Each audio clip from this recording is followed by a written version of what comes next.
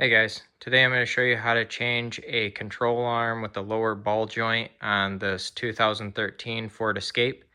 If this video is helpful, can you smash that thumbs up button and leave a comment down below for the YouTube algorithm? Really helps out a lot.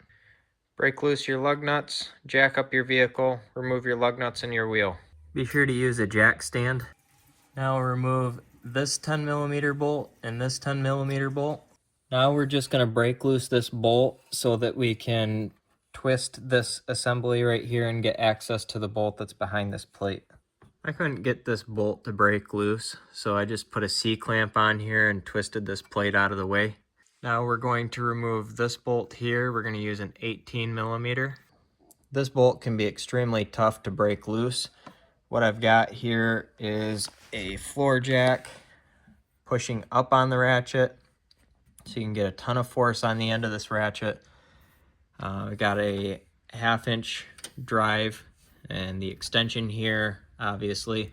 And then to keep this from just lifting up, I've got a C-clamp that I put around this bar here. You can get these C-clamps really cheap at like Harbor Freight. So then you just jack up on the jack.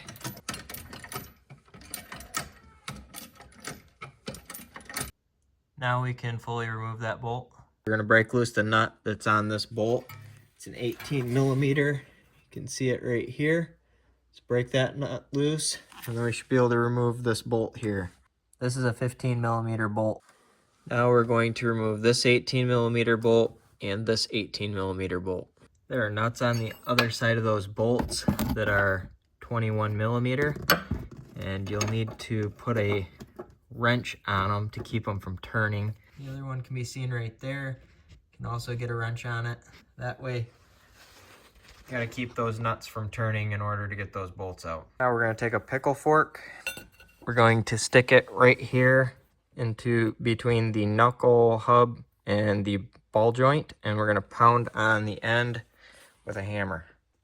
This can take a lot of hammering to get it separated, and maybe you want to do the pickle fork part before you take out these bolts because it helps keep the control arm stiffer, but you can get it out. You can also bang on the end of the pickle fork like this to just force that knuckle and ball joint apart. Now we just need to pry the control arm out of here. You'll obviously have to push it down to clear underneath here. And then I would just recommend sticking stuff in here and prying from the back side. Get this worked out, and then we can just pop it out here. I'm sticking my pickle fork back here and just using it as a pry tool to pry this bushing out right here. I got it pried out this way like this. Now I'm gonna get underneath here and try to hit this with a hammer and just knock this free. Okay, I got it out. That was a strange thing, why it wouldn't just pop out. It was kind of a pain to get out. So I've got the new one sitting right here. I got this online. I will have it linked down below where you can get it online.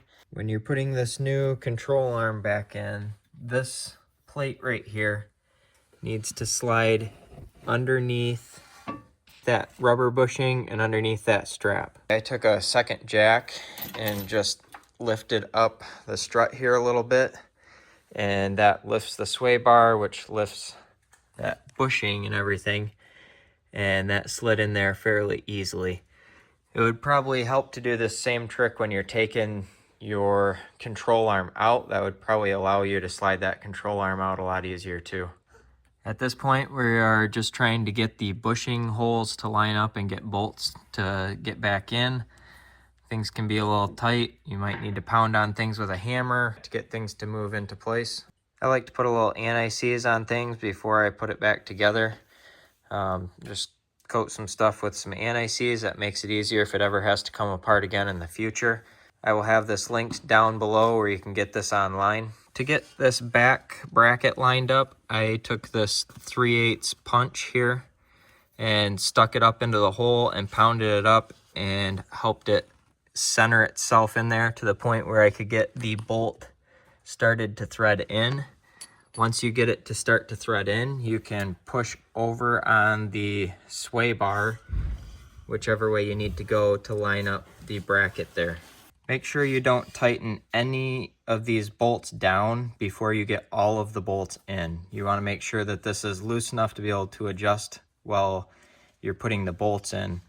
If you tighten one bolt down, then the thing won't adjust and you'll have a real hard time getting the other bolts in. Break the ball joint loose because when they first come, they're really stiff. Then you can get it started and then you can tap it up in there with the hammer to get it seated in place. You can reinstall your bolt. The last thing is you will want to either check your alignment with a tape measure or take it to get an alignment because this can throw your alignment off. And that's very important to make sure you don't wear your tires wrong. That's pretty much it. I hope you found this video helpful. If you did, smash that thumbs up button. Leave a comment down below for the YouTube algorithm. Thank you for watching and have a good one.